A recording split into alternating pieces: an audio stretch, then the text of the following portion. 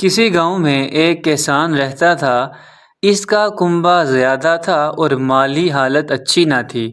ہر وقت اللہ سے دعائیں مانگتا رہتا کہ آسانیاں پیدا کر دے۔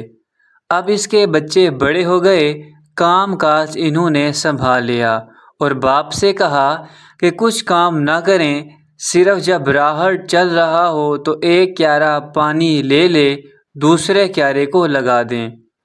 بس یہی اس کی ڈیوٹی تھی۔ ایک راہڑ چل رہا تھا، بیٹھے بیٹھے کسان کی آنکھ لگ گئی۔ جب آنکھ کھلی تو دوڑ کر کھیت کی طرف گیا کہ پانی اگلے کیارے کو لگائے۔ وہاں دیکھا تو سفید ریش شخص اگلے کیارے کو پانی لگا رہا ہے۔ حیران ہو کے اس سے پوچھا کہ آپ کون ہیں؟ یہ میری ڈیوٹی تھی مگر میں سو گیا تھا۔ تو وہ شخص کہنے لگا، میں تمہارا بخت ہوں۔ جب بندہ سو جاتا ہے تو میں جاگتا ہوں، مگر یہ بات کسی سے نہ کرنا۔ یوں وقت گزرتا گیا۔ ایک مرتبہ پھر اسی شخص بخت سے اس کی پھر ملاقات ہو گئی۔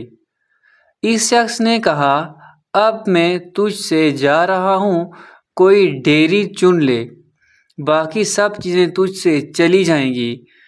کسان نے اس سے مہلت مانگی، میں گھر بچوں سے مشورہ کر لوں۔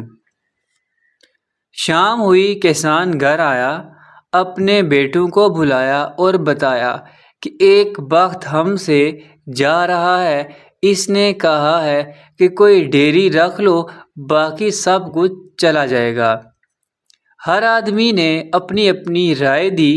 کسی نے کہا مال مویشی رکھ لو، کسی نے زمین، کسی نے کچھ کہا۔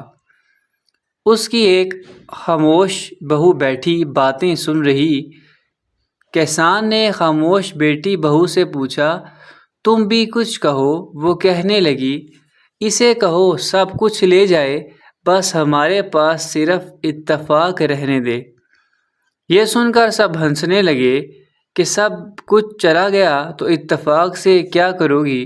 مگر کسان کہنے لگا، مجھے اس کی بات بہت پسند آئی ہے۔ اگلے دن وہ شخص بخت سے پھر ملاقات ہوئی۔ اس نے کسان سے پوچھا، کیا فیصلہ ہوا؟ کسان نے کہا، سب کچھ لے جاؤ، اتفاق ہمارے پاس رہنے دو۔ اب وقت گزرتا گیا، 2 سال 4 سال گزر گئے، مگر سب کا سب گھر پر ہی تھا۔ کسان کی اس شخص بخت سے پھر ملاقات ہوئی۔ کسان نے کہا، تو کہتا تھا سب کچھ چلا جائے گا، مگر ہر چیز وہیں کی وہیں ہے۔ بخت نے کہا، جو چیز تو نے چنی تھی، جہاں وہ ہو وہاں سے کوئی چیز نہیں جاتی۔ تو جناب، گھر ہو، محلہ ہو، اسکول ہو، شہر ہو، ملک ہو، اتفاق جہاں ہوگا کسی چیز کی کمی نہیں ہوگی۔ دعا ہے اللہ تعالی ہمیں اتفاق سے رہنے کی توفیق دے۔